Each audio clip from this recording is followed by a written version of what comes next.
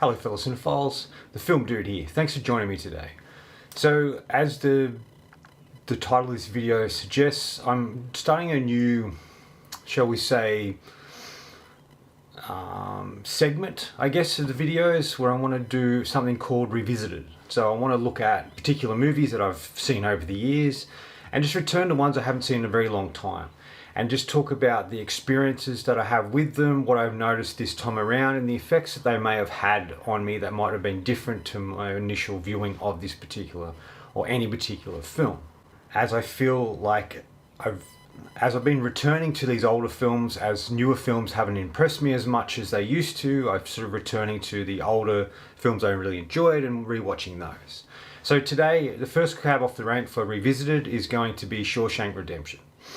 Now, this is a wonderful film that I haven't seen in a number of years.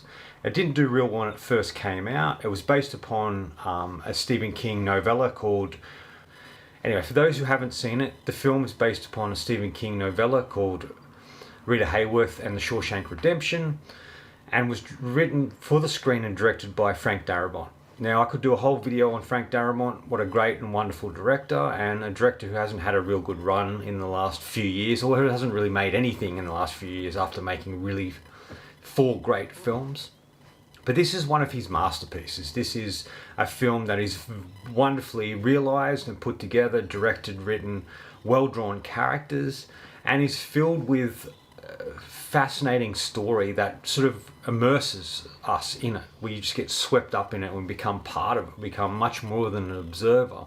We become one of the characters within the prison aspect. Something that Darabont would later do, or do continuously through the films he made and the TV show Walking Dead, the first season anyway, is he had a troupe of actors, great old school character actors that he would use over time and time again. And this was sort of the beginning of that, where you had great character actors like William Sadler, Clancy Brown, Bob Gutton, and a variety of others, James Whitmore. They were all really great and wonderful characters and actors he would use constantly, and this is sort of the beginning or the early stages of that sort of thing. But the real stars of the film, obviously, and the focus is Tim Robbins, who'd done a few bits and pieces before this role, but hadn't really shown his dramatic side, and this was the first iteration of that. And of course Morgan Freeman, who plays Red. His character was originally meant to be a white Irish guy, but they changed that and brought Morgan Freeman in because they thought he would be great in it, and he is. And I could not see anybody else playing this particular role. Watching this film with a friend, we were talking about who won the Oscar that year, and he lost to Tom Hanks for Forrest Gump. Even though Hanks had won the year previous for Philadelphia, which is a great film as well, and probably one I will revisit. But I really think Morgan Freeman should have won. He would later win his Oscar for Million Dollar Baby, but there's just something about his performance here that feels really wonderful, grounded, and very real. Rather than Morgan Freeman being this guy. Like, Morgan Freeman had been around and done a few films, but I think this was the movie where people started to take notice of him and see him in a different way. And from this film, everybody would know his voice and would really want him to voice particular things because of the way he sounds. But he's fantastic in the movie. Him and Tim Robbins' chemistry is great. Their relationship, how it starts from not really liking each other to becoming really close friends, is really wonderful as well. A little fun fact before I get into what I drew from this film this time is Rob Reiner wanted to direct this film, and the script was always written by Frank Darabont, but Darabont just felt that if he's going to write this, he has to direct it. So it ended up being Rob Reiner produced it, but allowed Frank Darabont to make the film he wanted to and do what he wanted. Upon its initial release, this film didn't do real well, and I think that came down, and as I've heard as well, but personally I think it came down to the title of the film, Shawshank Redemption. No one really knew what that was about. No one knew what that title meant. And even if you had the original title, Rita Hayworth and Shawshank Redemption, people wouldn't quite understand what that is either. It's an unfortunate title. And it did okay, but didn't do wonderfully. It was nominated for Oscars, but didn't really win anything. And I just feel it's a film that should have done better. But it's upon when it was released on Turner Classics and released, VHS wise, it became a big classic hit. And now it's one of the fundamental films that I think if you're getting into cinema, this is definitely one that should be on your list to view because it has some great stuff in it. It's one of the best written scripts. Darabont's direction's amazing. The fact that the whole film's set in a prison and it was a real prison and it was a real sort of abandoned prison that they're able to shoot in was good. All right, let's get into it. So there's a couple of things I noticed about this film, or probably more I noticed about this film upon this viewing. The first sort of thing is when we start the film, and I've always thought about this as well, that Tim Robbins' character, Andy's the main character. He's the main focus of the story.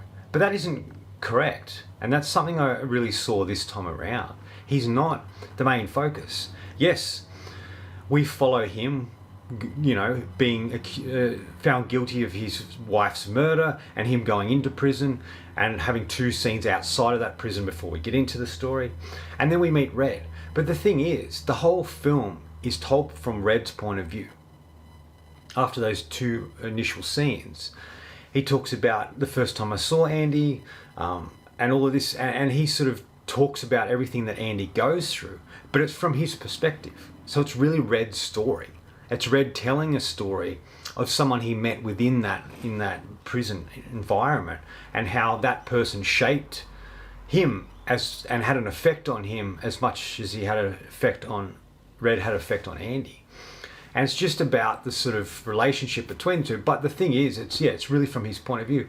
I'd go even so far as to say, like, you look at particular sequences where there's violence in it, where Andy gets attacked by the sisters or whatever happens to him in the film. We don't see the violence. We see a little bit of it. We have POV shots. We pull away. We pan away. And you think, well, they just don't want to show too much of the violence, as the mind can create much more stuff to shock and create what's really happening and make it more horrifying than actually visually seeing it, which is true to a point. But it's also the fact that it's Red telling the story. He wasn't there when these things happened. He's only telling this point of view of the story that he knows, and he's telling it from a different perspective. So we're not seeing the things, the violence and stuff like that, because it's pulled back, because it's not from Andy's point of view, it's from Red's point of view. So that sort of really cements this idea, it's his story. And even to the point, like, after Andy gets out and we're left with Red, and it's still Red's story until he gets out of prison at the end. And it's just like we keep following him all the way through, and it's really his story. We spend so much time with him. Another thing I noticed is the film, like I said, pretty much takes place in the prison environment. We have the first 2 scenes with the Andy character sitting outside of his, contemplating to murder his wife or to scare his wife who's having an affair, to the court case that's very short, and then we're into prison. There's only one other time that we leave the prison, is where Brooks, James Whitmore's character, is released. But even then, we're seeing what his environment he's in and what he's going through, but then we cut back to, it's actually Andy reading a letter that Brooks wrote to them, and Red listening to it, as if Red's envisioning what Brooks was going through or what happened when he was released. So it's still within the confines of the prison. And a friend pointed this out, and I hadn't really thought about it until after it, is then we're in the prison. We're in the prison for the majority of the film. We become pretty much part of the cast in a way. We're viewing it, but we're part of it. We're seeing what's happening. We get into the routine of the whole prison aspect, and we see the things that transpire in there, the relationships that are born, the bad things that happen, the fears, everything that encompasses that sort of scenario. And we're just in there, and we're in there for a long period of time. The film really skips 20 years, so we're in there for 20 years. Even though it's a 2.5 hour film, we're still in there for that period of time. Even when Andy escapes, it's still within the confines of the prison, and it's from the point of view of Red's voiceover, so he's saying what happened, so we're still in the prison. And it isn't until Red gets out at the end. He's on a bus, he's leaving prison, he's going to try and capture the last form of life that he has. And then we're released, like him. Like him, the audience was released and we're out into the world, and it seems brighter, it seems different, it seems strange to be out in this world, much like his character does. And I think that's a really great thing that Darren Bont had a skill at, is really making you a part of the story, really making the audience immersed in what's going on. There are many theories about it, that maybe Andy did kill his wife and it was just a whole thing and he escapes. But I like to tend to think that he wasn't guilty, that he just found himself in the environment. But when he approaches Red and asks him to get him something, to get him a little rock hammer, because he likes rocks and stuff like that.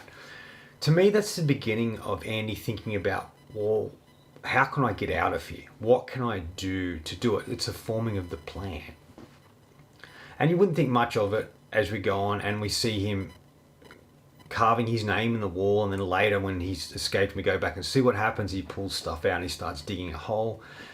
But it's a plan that he has from the beginning, to the point that he gets Red to give him a poster of Rita Hayworth to cover the hole.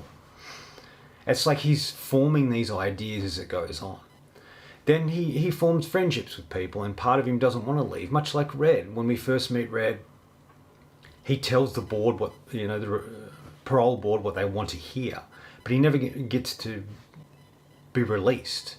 And that's because he doesn't really want to. He doesn't have a purpose. He doesn't know what to do with himself. And it gets worse as we skip 20 years, and he feels like Brooks did. He just can't leave that place because it's his home. It's just who he is.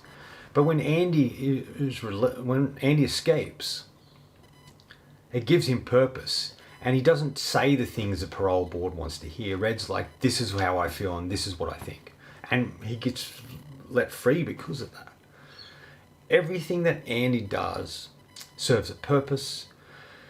The way he end up working for the warden and doing those things and gathering the information to put the warden in trouble. The way he talks to Clancy Brown's character about sort of how he can save money on his tax return. How he creates the library that's there. He does so many things for the people there, but also having this plan in the background. I think digging the hole, the escape, was the idea of giving him hope. It was this thing that he could look at and do and give him hope and have it in the background. He didn't have to escape. He didn't have to do that, in his opinion. But when he's faced with the chance that he could get a new trial, but that's canned by the guy getting killed, he returns to that goal, as he's always had that in the background, and he accomplishes that. And that's another thing I noticed. He's a very interesting, complex character that we see from the perspective of Red. We don't really see who Andy is, per se, as it's from the point of Red. So we never really know Andy. We only know the Andy that Red sees. So maybe that's not the Andy we know. And I thought that was an interesting aspect as well. The other thing I really liked about the kind of way Andy saw things is he talked about hope, but he talked about like having something inside of them that no one can take away. And he creates his own world, and through music, within seeing things when he's put in the hole, all that sort of stuff. And that's what the film is really about. No matter what environment you're in, if it's a very difficult environment, you have your mind to create things. You have a way of escape. You have a way of seeing hope when there is no hope. And he's saying that Shawshank Redemption is a very hopeful film, even in the terrible things that happen, the deaths that happen, the violence. But it is a hopeful film that things will be set right on the journey we go with these characters. It's also about friendship. And it's also about how environments can shape people into people they didn't think they could be or wanted to be, and how perspectives.